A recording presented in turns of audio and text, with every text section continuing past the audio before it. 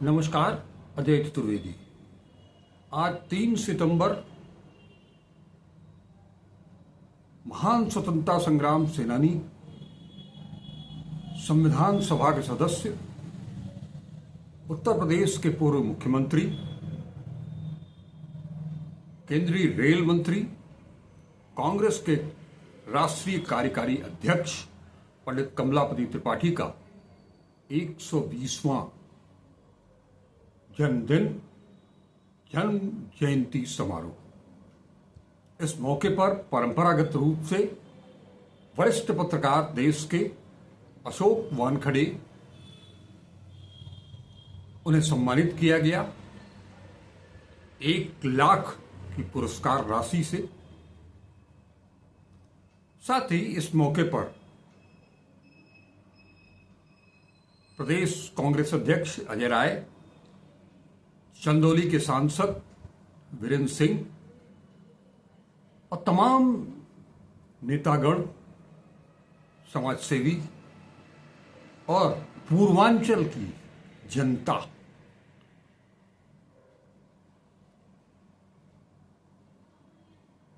लेकिन यहां मौजूदगी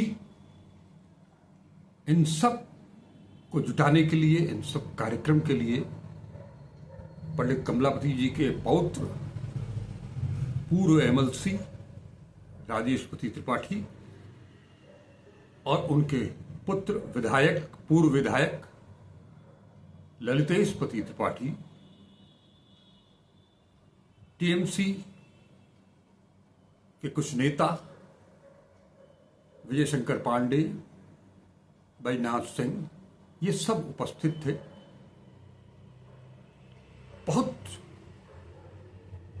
जबरदस्त कार्यक्रम था ये। इस मौके पर हर किसी ने पंडित जी की, पंडित कमलापति त्रिपाठी जी की, उनकी जीवनी, उनके जीवन, उनके कृतित्व और उनके व्यक्तित्व पर प्रकाश डाला।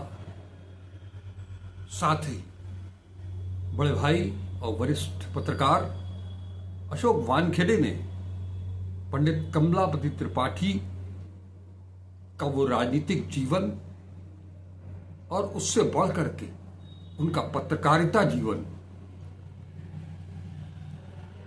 इन दोनों का समावेश करते हुए, इन दोनों को जोड़ते हुए आज से 100 साल पहले की वो एक सोच, एक राजनेता की और एक पत्रकार की, उन सब को समेटते हुए जो तुलनात्मक अध्ययन किया और देश के वर्तमान हालात पर जो उन्होंने अपनी टिप्पणी पेश की, पूरा सभागार, पूरा पंडाल तालियों से गूंज उठा। क्या नहीं कहा। बनारस वालों के लिए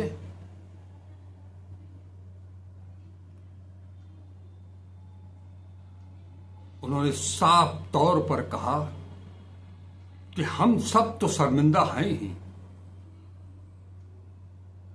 लेकिन हम सबसे ज्यादा गुनहगार और सबसे ज्यादा शर्मनाक स्थिति आप सबकी है, जिसने सांसद चुन करके उस व्यक्ति को प्रधानमंत्री बनने का मौका दिया 3री बार,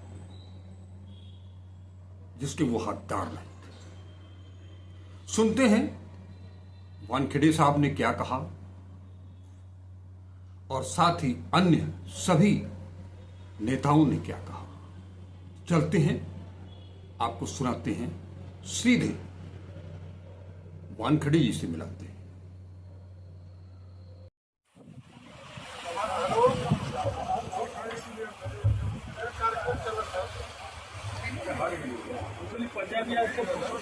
आदरणीय मंच, सर्वप्रथम मैं काशी विश्वेश्वर के प्रति अपने साष्टांग दंडवत करता हूँ, उनका आशीष लेता हूँ। लोग काशी विश्वनाथ का दर्शन करने आते होंगे। मेरी काशी तो मेरे पत्रकारिता का पुरोधा है, जो परांतर के शिष्य रहे, और जब मैं उनको पढ़ता हूँ तो मुझे लगता है राजनीति में क्या फायदा हुआ आदरणीय कमलापति जी का जाके, ये तो मुझे पता नहीं, या देश को क्या मिला ये मुझे पता नहीं, लेकिन पत्रकारिता का और साहित्य का सबसे ज्यादा नुकसान हुआ ये मुझे लगता है। मैं उनके प्रति अपनी आदरांजलि देकर अपने उद्बोधन को शुरू करता हूँ। सबसे पहले आज जो मुझे सम्मान मिला, मुझे अभी भी विश्वास नहीं हो रहा कि मैं उस लायक हूँ कि नहीं हूँ, क्योंकि उनकी पत्रकारिता और आज हमारी पत्रकारिता में जमान आसमान का फर्क है। जब वो पत्रकारिता कर रहे थे तब अंग्रेजों से लड़ना था, जब पत्रकारिता कर रहे थे तो किसी और का शासन था, लोकतंत्र नहीं था, नाम के लिए भी लोकतंत्र नहीं था। वर्तमान में हम जो पत्रकारिता कर रहे हैं, हम एक कुशासन के खिलाफ लड़ रहे हैं, लेकिन कहने के लिए तो हम कह सकते हैं कि चलो कुशासन ही सही, लेकिन है तो अपने, तानाशाही ही सही, लेकिन है तो अपना। एक दिन तो आएगा कि उसको उखाड़ के फेंकेंगे। लेकिन जिस साम्राज्य पे कभी सूरज अस्त नहीं होता था, क्या वो साम्राज्य का सूरज कभी भारत में डूबेगा, ये किसी को पता नहीं था। उसके बावजूद भी अपने आप को झोंक देना, ये सबसे बड़ी बात थी। मैं जब पंडित जी की किताबें पढ़ता हूँ, और मैं आप सभी को मेरा एक विशेष अनुरोध है कि आप उनकी किताबें पढ़िए। क्या शब्द भंडार था। एक पैराग्राफ पढ़ने के बाद आदमी फिर से एक पैराग्राफ पढ़ता है, क्योंकि लगता है कि ये जो मिठास जो आप अनुभूति कर रहे हो पढ़ने की, वो कभी खत्म नहीं होती। शब्दों की रचना, चाहे कोई भी उनकी किताब उठा लीजिए। महात्मा गांधी पे लिखते हुए शायद ये पहला लेखक है देश का। मैंने महात्मा गांधी को बहुत पढ़ा, बहुत उनके ऊपर लोगों ने जो समीक्षाएं की, लिखा है, लेख लिखे, किताबें लिखी, लेकिन कोई ऐसा लेखक मुझे नहीं मिला जो किताब लिखने या महात्मा गांधी जी के ऊपर लिखने के पहले ये कहे कि मैं गांधीवादी होने का दावा नहीं करता, और न यह दावा करता हूं कि गांधी जी के विचारों को जिन रूप से अभिव्यक्त किया है वह गांधी जी अथवा गांधियों के ग्राह्य होगा। मैं जिस रूप से गांधी जी को समझा है उसी रूप से चित्रित करने की चेष्टा की है। ये उनका बड़प्पन था। वो कह रहे थे कि मैं खुद ये नहीं मान रहा हूं कि मैं गांधीवादी हूं, ना मैं ये गारंटी दे रहा हूं कि गांधी मुझे समझे है। जो गांधी मुझे समझे है उसका चित्रण मैं आपके सामने करने का प्रयास कर रहा हूं। और जब उन्होंने गांधी पे लिखा और जब पढ़ा तो ऐसे कई आयाम मुझे मिले। मुझे लगा कि ये इस व्यक्ति का सोच कितना बड़ा था। मैं उनको इसीलिए पत्रकार बड़ा मानता हूं, मैं राजनेता बड़ा नहीं मानता, पत्रकार मानता हूं बड़ा, क्योंकि उस आदमी का सोच कितना था। एक जगह वो लिखते हैं, और आज की स्थिति में यदि आप देखेंगे तो आपको पता पड़ जाएगा कि क्या आज से 70, 80 साल, 90 साल पहले किसी ने वो कल्पना की होगी कि आज वही होगा। साम्राज्य के बाजारों में प्रतिस्पर्धियों का माल का आयात रोकना, अपने देश में जकात की ऊंची दीवारें खड़े करना, राष्ट्रीय उद्योग के संरक्षण के नाम पर गरीब जनवर्ग को साम्राज्याधिपति राष्ट्र का महंगा माल खरीदने पर के लिए उसे बाध्य करना, मुद्रा एवं विनिमय की नीति इस प्रकार से संचालित करना कि दूसरे देशों के बाजारों में उसके माल का मूल्य गिराकर बेचा जा सके और वहां के उद्योग तथा वाणिज्य व्यापार को चौपट किया जा सके। ये वो आज से 90 साल पहले लिखते हैं। आज जब हम ट्रम्प की नीति देखते हैं तो लगता है कि क्या ब्रिटिश साम्राज्य और अमेरिकन साम्राज्य में कोई फर्क है। दुर्भाग्य ये है कि ऐसे दूरदृष्टि वाले नेता या लेखक पीछे रह गए, और जो कुपढ़ और जो अनपढ़ है उनके हाथ में सत्ता आ गई। इसके लिए जो एक ब्रिटिश साम्राज्य से हमने छुटकारा पाया, आज हम दूसरे किसी और साम्राज्य के कुचक्र में फंस रहे हैं। ये हमारे पूर्वजों की गलती नहीं, वो तो हमको आगाह कर गए थे। गलती है हम लोगों की कि हमने ऐसे मूर्ख लोगों के हाथ में सत्ता दी है कि जो ना पढ़ना जानते हैं, ना समझते हैं, ना सोचते हैं, ना उनकी कोई नीति है, नियत सिर्फ सत्ता करने की है। इसके चलते आज ये देश इतना कुचक्र में फंसा हुआ है कि आज समझ में नहीं आता कि हम जाए कहाँ। मैं देश की वास्तविक स्थिति आपके सामने रख के डराना नहीं चाहता। आज पमेलियन मीडिया, जिसको मैं कहता हूं कि जो सरकार के दरबार में घुंघरू बजा पहन के नृत्य करते हैं, वो पमेलियन मीडिया की हेडलाइन देखिएगी तो आपको आश्चर्य लगेगा। ट्रंप मोदी जी को मिलते हैं, चीन के पैरों की जमीन खिसक गई। और ट्रंप चीन को मिलते, जब ट्रंप चीनी नेता को मिलने जाते हैं तो ट्रंप के पैरों की जमीन खिसक जाती है। एक ही एंकर 2 महीने के डिफरेंस में 2 हेडलाइन देता है। वास्तविकता मोदी जी के पैरों की जमीन खिसक गई, इस पे कोई बोलने को तैयार नहीं है। और वस्तुस्थिति ये है, अभी हमारे एक मित्र ने कहा कि चीन तरक्की करता है, चीन से बहुत सारी चीजें उठा लो। कोई कहेगा कि चीन में लोकतंत्र नहीं है। चीन कितना देखा है लोगों ने। चीन बेजिंग नहीं है, चीन गुंजाऊ नहीं है, चीन वो क्षेत्र नहीं है जहां औद्योगिक क्रांति बताई जाती है। चीन का एक दूसरा पहलू है। चीन के ऊपर के क्षेत्र में आप जाएंगे तो आपको अफ्रीका से भी बदतर जिंदगी जीते हुए चीनी देखेंगे, क्योंकि उनकी किसी के प्रति जवाबदेही नहीं है। आज हमारे यहाँ एक रोड में बनना होता है तो 10 लोग रेट पिटीशन फाइल करने चले जाते हैं। कोई कहता है कि यहाँ कुछ हो गया। एक किस्सा है, गडकरी जी ने बताया था, मुंबई एक्सप्रेस वे बन रहा था। उसके बाद उनको पता पड़ा कि पुणे के पास बिल्कुल एक्सप्रेस वे अब ज्वाइन करने की स्थिति आ गई। महाराष्ट्र में कैबिनेट में मंत्री थे, एक ज्वाइंट सेक्रेटरी भागते हुए आया, बोला साहब फिर लोग कोर्ट में जा रहे हैं। तो बोला क्या हुआ? तो बोला अपने रास्ते के पास एक पुराना पेड़ है, उस पेड़ पे एक उल्लू रहता है। अब वो उल्लू की ऐसी प्रजाति है कि लोग कहते हैं कि उस उल्लू के रोड के जाने की जो आवाज होगी गाड़ियों के, उससे उस उल्लू की प्रजनन शक्ति पे असर पड़ेगा, और इसीलिए वो रोड हमें डाइवर्ट करने के लिए बोल रहे हैं। अब उन्होंने कहा, किसी को कहा कि भाई तुम तो कोर्ट में लड़ो, और उन्होंने कहा कि फिर मैंने फोन किया किसी को कि भाई उस जो गांव बताया उस गांव में कोई है? उन्होंने कहा कि सरपंच अपना ही है। उस सरपंच को बोला कि भाई तू कुछ चाहता है क्या? सरपंच ही रहेगा कि कुछ जिला परिषद में भी जाएगा? वो बोला सर आपका आशीर्वाद हो तो वहां भी चला जाऊंगा। तो बोले एक काम कर ले। बोले वहां कोई तुम्हारे यहाँ पेड़ है? बोले हाँ बहुत लोग आते हैं फोटो खींचने। बोले यार वो पेड़ काट डालना, रातों रात पेड़ कटना चाहिए और दिखना नहीं चाहिए वहां पेड़ है। अल्लाह उसने रात को पेड़ काट दिया और गड्ढा भी से पेड़ उखाड़ दिया, लेकिन एक गड्ढा तो दिख ही जाता है। उसने थोड़ी अकल लगाई, 6-7 गड्ढे और खुद पैसा दिए। दूसरे दिन कोर्ट में बहुत झिरा हुई, वकील कहे कि वहां पेड़ ही नहीं है। मामला यहाँ तक आ गया कि कोर्ट ने कुछ लोगों को नियुक्त किया, जाके देखो पेड़ की क्या स्थिति है। उन्होंने बोला साहब पेड़ ही नहीं है। तो उन्होंने आरोप लगाया पेड़ साहब फोड़ डाला, रात को काट डाला। तो उसने कहा कहाँ पेड़ था ये बताओ। अब वही 6-7 गड्ढे, कोई कहे यहाँ था, कोई कहे यहाँ था, कोई कहे यहाँ था, निष्कर्ष निकला वहां पेड़ नहीं था और रोड बन गया। ये यहाँ की लड़ाई लड़नी पड़ती है।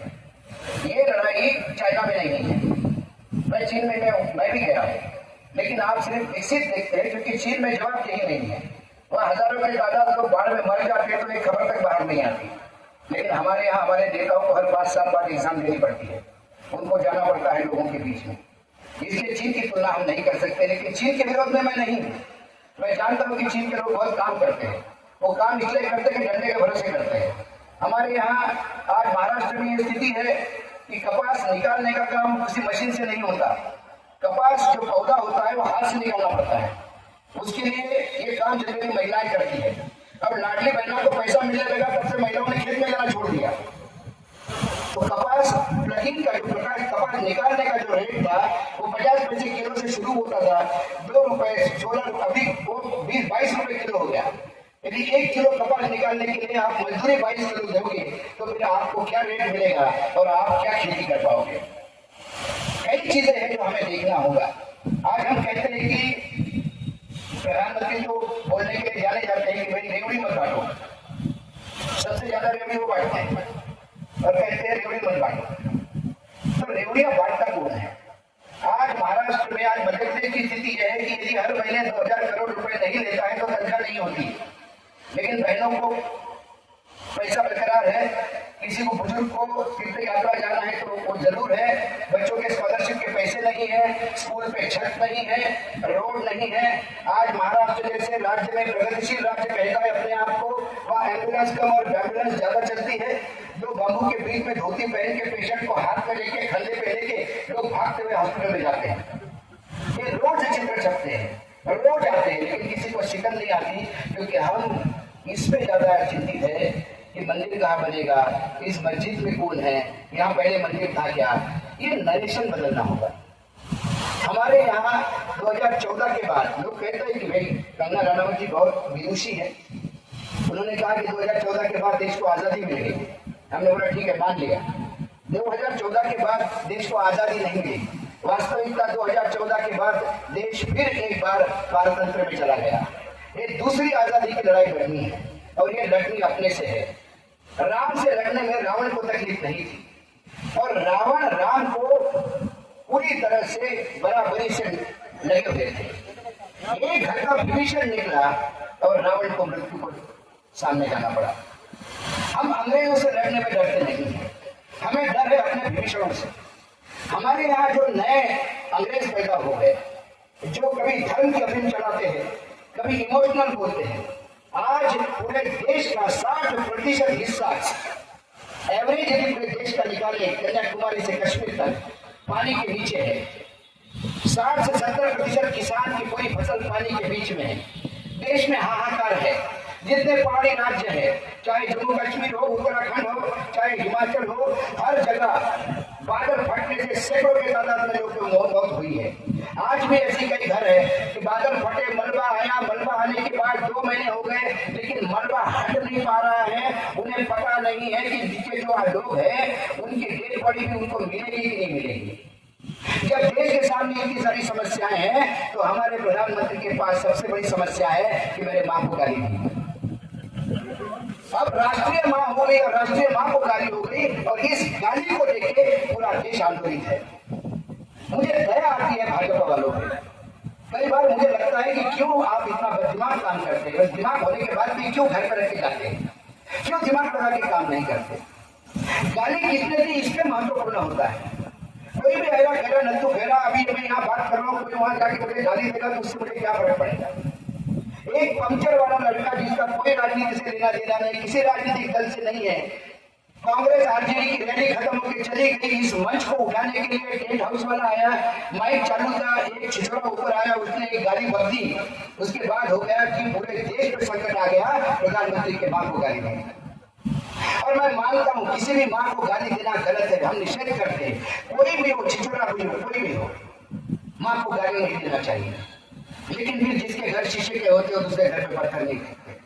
आज यदि राहुल गांधी को ये बोला जाता है कि तुम माफी मांगो क्योंकि तुम्हारे मन से भले तुम नहीं हो, तो किसी ने गाली दी, तो मैं आज वही गाली का प्रयोग, जब हिमाचल का तत्कालीन 2019 का राष्ट्रीय प्रदेश अध्यक्ष अरे मन से राहुल गांधी को वही गाली देता है, तब भारतीय जनता पार्टी के लोगों की वो मां के प्रति की जो उन्माद है वो कहाँ जाता है, वो आंसू कहाँ जाते हैं। आज एक सवाल है, किसी के पत्नी को 50 करोड़ की गर्लफ्रेंड, आज हम सभी यहाँ बैठे हैं, सभ्य समाज से है, क्या कोई किसी पत्नी को प्राइस टैग लगा सकता है? कोई किसी पत्नी को कोई कीमत लगा सकता है? शशि थरूर के पत्नी को बोला ये 50 करोड़ की गर्लफ्रेंड है, तब शर्म नहीं आई इनको बोलने में, तब इनका महिलाओं के प्रति आदर कहाँ चला गया? तब क्या दूसरे की पत्नी पत्नी नहीं है? आपको अपने पत्नी का क्या सम्मान करना, न्याय करना, यह आपका निजी विषय है, लेकिन कोई और अपने पत्नी का सम्मान करता है तो उसका अपमान करने वाला है। कांग्रेस की जड़ शिकायत किसको बोला गया था? क्या ये सम्मानजनक शब्द है? वो छोड़िए, देश के प्रति अपना जीवन समर्पित कर ओलंपिक मेडल लाने वाली हमारी बेटियां दिल्ली के रास्ते पे पुलिस द्वारा जूतों के नीचे रगड़ दी गई, क्योंकि वो चाहती थी कि एफआईआर हो। एक नराधम ने उनकी इज्जत पे हाथ डाला, और इज्जत पे हाथ डालने वाला भाजपा का सांसद है। तो इस सरकार ने उसकी एक एफआईआर दर्ज नहीं होने दी, और आपको उसको सर्वोच्च न्यायालय जाके एफआईआर दर्ज करवानी पड़ी। और आप कहते हो कि महिलाओं के प्रति आपको आदर है। महिला और आदर, ये दो शब्द जब जब इनके मुंह से निकलते हैं, ये महिलाओं का भी अपमान करते हैं और आदर्श इस शब्द को धुतकार देते हैं। आती है, मुंह खोलते हैं झूठ बोलने के लिए खोलते हैं। मुझे लगा प्रधानमंत्री आए हैं, चाइना से आए हैं, जापान होके आए हैं, रशिया होके आए हैं, देश पूरा परेशान है। यहाँ भदई के हमारे विधायक बैठे हैं, पूछे उनको 13 लाख लोग वहां बेरोजगार होने की नौबत आ गई है। 1000 करोड़ के कारपेट डम पड़े हैं, अब लोग कारपेट कहाँ जाएंगे किसी को पता नहीं। सारा अमेरिका जाने वाला माल रुक गया है, उसको इस बाबा की चिंता नहीं है। वहां टेक्सटाइल में पूरा नोएडा से लेके कोयंबटूर तक पूरा टेक्सटाइल का चक्र बन चुका है, खत्म हो गया है। अरे अपने गृह राज्य सूरत में हालत बुरी है डायमंड वालों की, 25 लाख लोग वहां बेरोजगार हो रहे हैं। लोग समझ में नहीं आ रहा, सुबह से शाम तक इंतजार करें कि बाबा कुछ बोलेगा, और बाबा आके बोलता है कि मेरे माँ का अपमान किया। एक प्रधानमंत्री कितना स्वार्थी हो सकता है, और ये दुर्भाग्य है इस शहर का, इस काशी का अपमान है कि काशी से वो सांसद है। और ये आप लोगों की गलती है, ये आप लोगों की गलती है, क्योंकि काशी में जो वोटिंग हुआ होगा वो किसी ने भी किया होगा, बाहर का आदमी तो नहीं होगा। और यदि वोट चोरी करके आया होगा तो ये चोरी होने कैसी थी, क्योंकि लोकतंत्र के प्रहरी आप भी है। जब भी चुनाव होते हैं, ये आपका चुनाव सिर्फ नेताओं का नहीं होता, चुनाव में सबसे ज्यादा आहुति मतदाता देता है, तो उसका मतदान का काम है। 1947 से लेकर आज तक इस देश को क्या मिला? मैं मानता हूं कई सरकारें आई, लोग कहेंगे कि डैम्स बने, IIT बनी, IIM बने, लेकिन क्या इस देश की समस्याएं खत्म हो गई? बेरोजगारी वैसे की वैसे ही है, लगातार पॉपुलेशन बढ़ रही है, नए रोजगार पैदा नहीं कर पा रहे, सरकारें आती है जाती है, किसान आज भी परेशान है। मुझे 1947 से लेकर आज तक एक साल बताइए जिस साल किसान ने कहा होगा कि ये सबसे खुशहाल मैं हूं। किसान 1947 से पहले से लेकर आज तक किसान वही अपने प्रॉब्लम में, कौन यहाँ सुखी है? लेकिन इसके बाद ये देश उत्सव मनाता है, क्योंकि इस देश के गरीबों को, वंचितों को, अमीरों को, आदिवासियों को, स्त्री हो, महिला हो, किन्नर हो, सबको बाबा साहेब आम्बेडकर ने एक अधिकार दिया, जो है मतदान का अधिकार। आपने जिससे कर्जा लिया वो साहूकार भी लाइन में खड़ा है, और आप कर्जदार हो, आप भी उस लाइन में खड़ा हो। आपका भी एक मत है और उसका भी एक मत है, और ये मताधिकार यदि आपका चला जाएगा तो आप समझ लेना फिर आने वाले समय में क्या होगा। कोई मुझे कहता है कि आने वाले, आपको क्या लगता है कि बोलते कब जाएंगे? मेरे नहीं जाएंगे, ये लोग नहीं जाएंगे, क्योंकि कैसे जाएंगे? 2029 के चुनाव में आप देखिए ये 400 पार आएंगे। लोग कहाँ मतदान किया? पिछली बार लोगों ने कहाँ मतदान किया? महाराष्ट्र के विधानसभा के बाद में जब महाराष्ट्र में गया तो सब लोग एक ही बात पूछ रहे, अवसर कैसे झाला, ऐसा कैसा हो गया है, ऐसा कैसा हो गया? हमारी टीम गई थी पूरी हरियाणा में चुनाव में, खाप पंचायत के कई प्रधानों से बातचीत होती थी। चुनाव के नतीजे आने के बाद खाप पंचायत के प्रधान बोले मिलना है। हमने बोला आ जाइए ऑफिस। 10-15 लोग 2 गाड़ियां भर के आ गए, और आके एक ही बात कहने लगे, भाई हमने तो ना दिया, एक ही होया। जब आपका मतदान का अधिकार भी छीन लिया जाता है, क्योंकि चुनाव आयोग ये तय करेगा कि चुनाव कौन जीतेगा। जब चुनाव आयोग ही तय करने लगेगा कि चुनाव कौन जीतेगा, जब राज्यपाल तय करेगा कि राज्य की सरकार कैसी चलेगी, और विपक्ष की सरकार होगी तो चलने नहीं देगी, बहुत दुखदपूर्ण बात है। लेकिन सर्वोच्च न्यायालय के संविधान पीठ जो बैठा है अभी, जो राज्यपालों के अधिकारों पर जो बात हो रही है, वहाँ हमारे मुख्य न्यायाधीश भूषण गौरी कहते हैं कि हाँ ये बात तो है कि गवर्नर और राष्ट्रपति को बोल तो नहीं सकते। तो अगर अखिलेश की यहाँ सरकार आएगी तो क्या अखिलेश जी काम कर पाएंगे? क्या करोगे आप? जितने बिल पास करोगे गवर्नर बैठ जाएगा बिल पे, क्या कर लोगे आप? और उसके बाद पूरा बीजेपी घूमते फिरेगा, क्या बोला था कुछ नहीं कर पा रहे, क्या बोला था कुछ नहीं कर पा रहे। जब राजनीति में इतना चिचोरापन आएगा और इतने हल्के प्रवृत्ति के लोग राजनीति में आएंगे, ये हमारे संविधान निर्माताओं ने कभी सोचा नहीं था, इसीलिए उन्होंने ये समय सीमा नहीं रखी। यदि बाबा साहब को मालूम होता कि इतने नाकारा, निकम्मे और इतने चालू किस्म के और इतने फरेब लोग राजनीति में आने वाले समय में आएंगे, तो यकीनन वो इसको भी समय सीमा रखते हैं।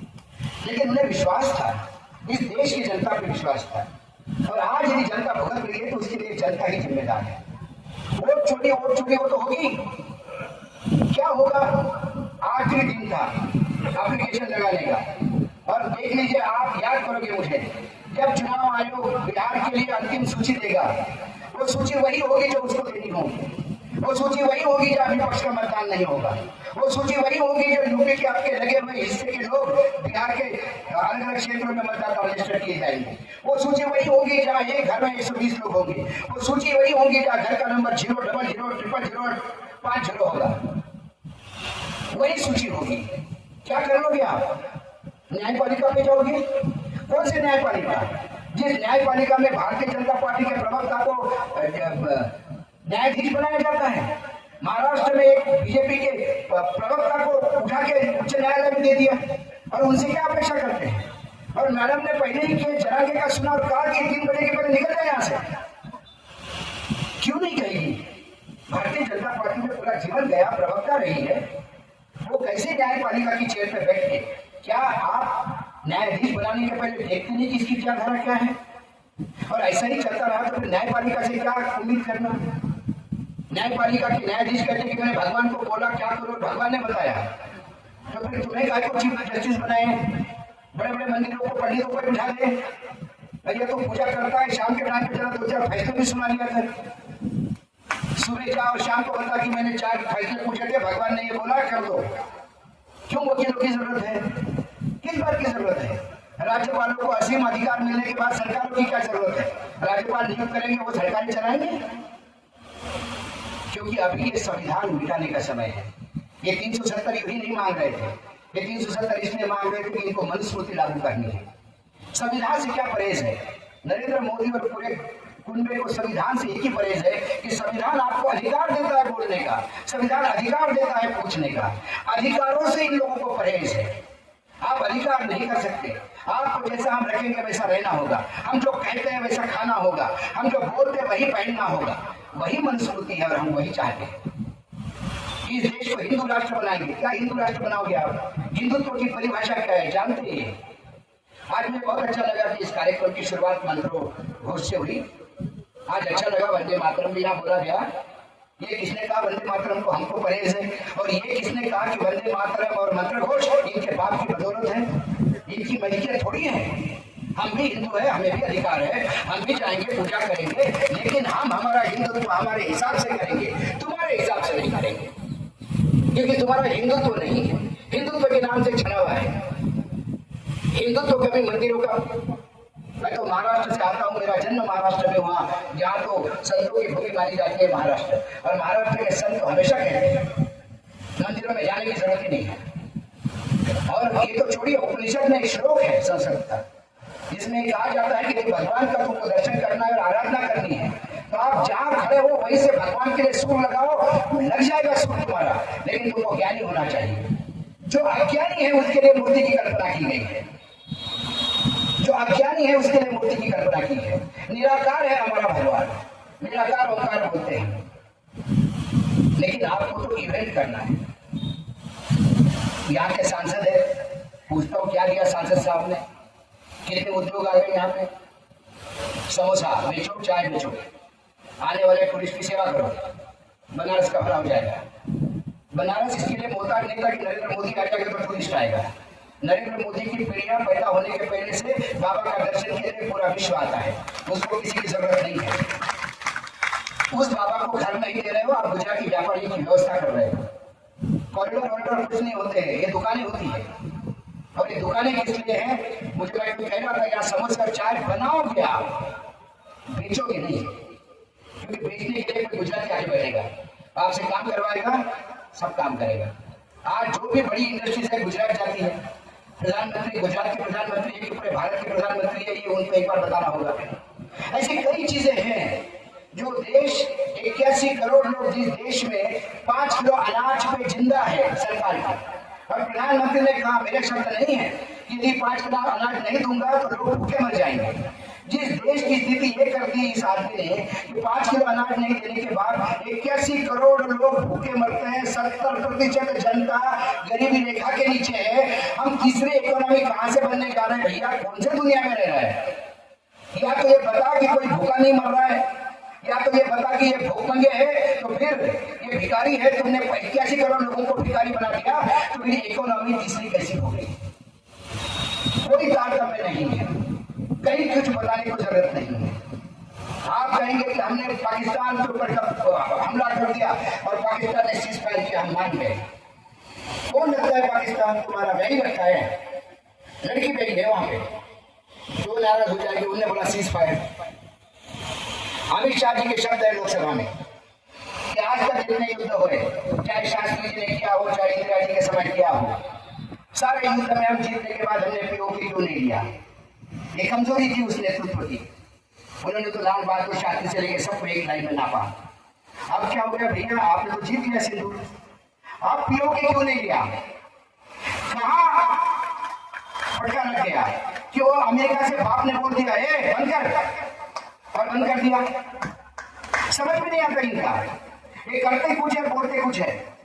हमारे राजनाथ आप ही के प्रदेश में मुख्यमंत्री रहे हैं, किसी देश को हम बोलने नहीं देंगे, फिर हाथ घुमा घुमा के कोई हमारा देश का बाप नहीं हो सकता, हम हमारी नीति खुद तय करेंगे। करो, बहुत अच्छा है, राजनाथ जी प्रधानमंत्री बन जाओ, करो, नीति तो तय करो।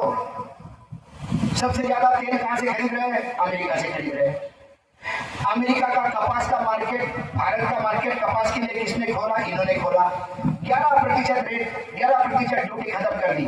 अमेरिका में जितना कपास उगता है उसका 90% उनको निर्यात करना होता है। उन्होंने भारत बड़ा मार्केट देखा, भारत में उनका कपास डंप होगा, और मेरे कपास के जो खेती वाले किसान हैं उनकी आत्महत्याओं का आंकड़ा बढ़ता रहेगा। महाराष्ट्र में 3 महीने में 720 आत्महत्या हुई है किसानों की। लेकिन किसानों की आत्महत्या से क्या मतलब प्रधानमंत्री को? वो तो कहते हैं मरे तो मेरे लिए मरे क्या? तो आपके लिए कौन मरे? आपके लिए बॉर्डर पे फौजी मरे, आपके लिए गलवान में लोग मरे, आपके लिए बॉर्डर पे ऑपरेशन सिंदूर में जो बॉर्डर पे गांव थे, उस गांव में जो सिविलियन थे वो 30-35 मरे। वो किसके लिए मरे? वो आपके लिए मरे क्योंकि आपने उनकी चिताओं पे रोटी सेकनी है राजनीति। और इसीलिए सिंदूर बांटने के घर घर जाके पागलों को मालूम नहीं, अरे सिंदूर महिला को एक ही टाइम देता है, और शादी के समय और रस्म होती है जब उसके मांग में सिंदूर भरा जाता है। ये दूसरे के पत्नी को सिंदूर लगाने चले गए, खुद की तो पता नहीं। जब लोगों ने जूते मारना शुरू कर दिया तो ऑपरेशन करो, सिंदूर बांटना बंद करो। कभी चावल लेके आएंगे, कभी सिंदूर लेके जाएंगे। क्या भाई लोग आप इसी में रहोगे क्या? कहीं ना कहीं तो आपको आना पड़ेगा। आज हम बार बार कहते हैं कि हम जयंती मनाते हैं, आते हैं, स्वागत करते हैं, पुष्पांजलि देते हैं। क्या हमारा काम खत्म हो गया? हमारा काम ऐसा नहीं है। यदि कमलापति त्रिपाठी जी का साल में एक बार याद करके और ऐसे सब लोग इकट्ठा होकर फूल अर्पण करना, उनके बारे में बताना कि उन्होंने क्या किया, कितना बताओगे? सबको मालूम है उन्होंने क्या किया। जो उन्होंने किया उसके आगे क्या कर रहे हैं, हम ये सवाल पूछो अपने आप को। आज का दिन उसके लिए समर्पित करो कि कमलापति जी ने जो मशाल जलाई है वो मशाल हम बुझने देंगे या उस मशाल को लेके आगे चलेंगे। पत्रकार, मैं हमेशा कहता हूं, पत्रकार को नेता बनना नहीं चाहिए, क्योंकि पत्रकार की आदत है जो सामने दिखता है वो बोल देता है। और वर्तमान में नेतृत्व को अच्छा सुनने को चाहिए, उनको आईना दिखाओगे तो बहुत तकलीफ होती है। इसीलिए कमलापति जी का जवाहरलाल नेहरू के साथ बहुत अच्छा था, महात्मा गांधी के समय अच्छा था, सिर्फ इसलिए क्योंकि वहां नेता बनने कोई नहीं आया था। वो देश की आजादी की लड़ाई थी, सबके सामने एक लक्ष्य था। किसी को मालूम नहीं था आजादी मिलेगी नहीं मिलेगी, प्रधानमंत्री बनेंगे नहीं बनेंगे। कमलापति जी को भी मालूम नहीं था कि मंत्री बनेंगे कि नहीं बनेंगे। ये तो आजादी मिलने के बाद फिर ये सब हुआ और मंत्री बने। लेकिन आज तो नेता जाता ही मंत्री बनने के लिए। वो पहले दिन ही चुनाव लड़ता है, पैसा लगाता है कि मुझे मंत्री बनना है, मुझे कुछ कमाना है, मुझे कुछ करना है। मुझे ये नहीं समझ में आता, मैंने कई बार बोला, जब सांसद आपके चुनाव जब होते लोकसभा के, तब हम जरा देखते हैं जो सांसद 2 बार चुनाव लड़ रहा है उसका जरा एफिडेविट देखते हैं। पहली बार उसकी इनकम थी 2 करोड़ रुपए, दूसरी बार उसकी इनकम हो गई 106 करोड़ रुपए। ये 5 साल 20 आदमी ने ऐसा क्या काम किया कि 106 करोड़ रुपए कमा लिए? मैंने ऐसे लोगों को तो IIM भेजना चाहिए डिग्री देने के लिए। भाई इस देश के नौजवान लोग जाते हैं, इनको युवाओं का सम्मेलन लेके बताना चाहिए कि भाइयों मैंने ये काम करके 5 करोड़ से 106 करोड़ किए, आप भी ये करिए। अरे आपके अनुभव का इस देश के हर इंसान को, हर युवा को आने दीजिए, थोड़ा सा ज्ञान बांटिए आप, ताकि देश भी अब्जोपति हो जाए। लेकिन आप करोगे नहीं, क्योंकि आपको मालूम है पैसा कैसा कमाया जाता है। नारायण राणे ने एक बार आरोप लगाया था कि 50 करोड़ में कितने खोखे मैंने दिए हैं उद्धव को, ये मुझे पता है, मेरे पास डायरी में लिखा है, मुझे मिले। मैंने बोला मैं डायरी का इंतजार कर रहा हूँ। बोला नहीं तुमको दूंगा मैं डायरी का इंतजार ही कर रहा हूँ, लेकिन एक याद जरूर करना, उसने ली वो जगह अपने जगह ठीक है, तुमने कहां से लाई ये भी पूछा जाएगा। एकदम चुप हो गए। मैंने खोखे आए कहां से? नारायण राणे आप थापा नाम के भाई के यहाँ चाय पानी पिलाते थे, ये नारायण जरा 2 चाय और लेके आ। नारायण राणे आपकी शुरुआत कहां से थी? भाई के चक्कर में आप कारपोरेटर बने, कारपोरेटर के चक्कर में आप देश के चेयरमैन बने, देश के चेयरमैन के चक्कर में आप एमएलए बने, एमएलए के चक्कर में आप मुख्यमंत्री बने। कहां से आया? 4 शब्द ठीक से बोलने नहीं आते, 2-2 हजार करोड़ के लोग डूबे, 75,000 करोड़ का घोटाला प्रधानमंत्री ने कहा तो मुझे बहुत अच्छा लगा कि महाराष्ट्र के घोटाले के बारे में कम से कम 20 आदमी ने एक बार तो बोला नेशनल एनसीपी जो है वो नेशनल करप्ट पार्टी। 75,000 करोड़ का सिंचन घोटाला, 25,000 करोड़ का कोऑपरेटिव घोटाला, और ये अजीत दादा जेल जाएगा। हमने बोला चलो तुम उनको जेल डाल दो, वो लोग आए तुम्हारे को जेल जाएंगे, लोग साफ सफाई होगी। अरे 15 दिन के अंदर अजीत दादा उप मुख्यमंत्री, और मोदी जी स्वागत कर रहे हैं, देंगे उनका 75,000 करोड़, 25,000 करोड़। कहां भ्रष्टाचार कर रही है? कहां है भ्रष्टाचार? हर जगह आपको मुखौटा दिखेगा, और ये मुखौटा आप तक आना चाहिए। पानी और खून ही साथ नहीं चल सकता, बिल्कुल नहीं चलेगा, खून और पानी साथ में नहीं बहेगा। लेकिन क्रिकेट और खून साथ में बहेगा क्या? क्योंकि Jay Shah cricket control board के चेयरमैन है भाई, उन्होंने बोला पाकिस्तान से खेलना पड़ेगा, किसी की बात की हिम्मत है मना करने की।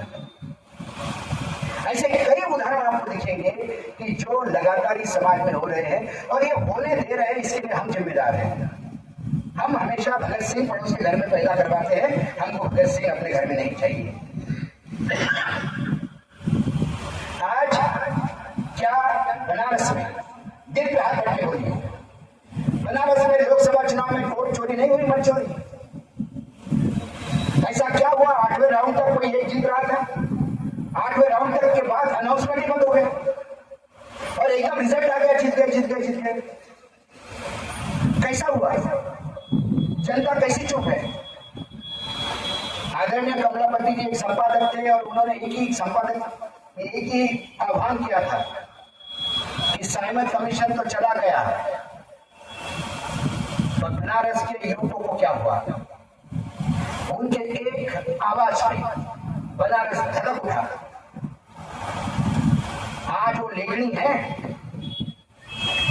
और लेखनी है तो आज का युवा है, व्हाट्सएप की दुनिया से बाहर आ जाइए, फरेब दुनिया से बाहर आ जाइए, धर्म के दुनिया से बाहर आ जाइए।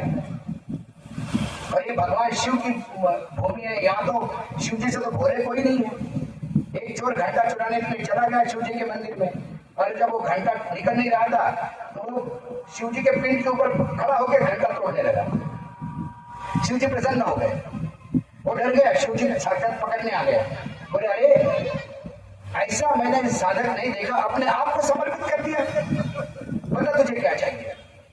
मेरे शिव जी तो इतने भोले हैं, उनको ना घर चाहिए ना कॉरिडोर चाहिए, कण में पाए जाते हैं। लेकिन आप स्मार्ट सिटी के नाम पे बनारस की ऐसी तैसी होने दे रहे हो, कॉरिडोर के लिए आप चुप हो, आप लोग उठ के नहीं बोलोगे तो कोई बाहर का व्यक्ति आपके लिए नहीं आएगा।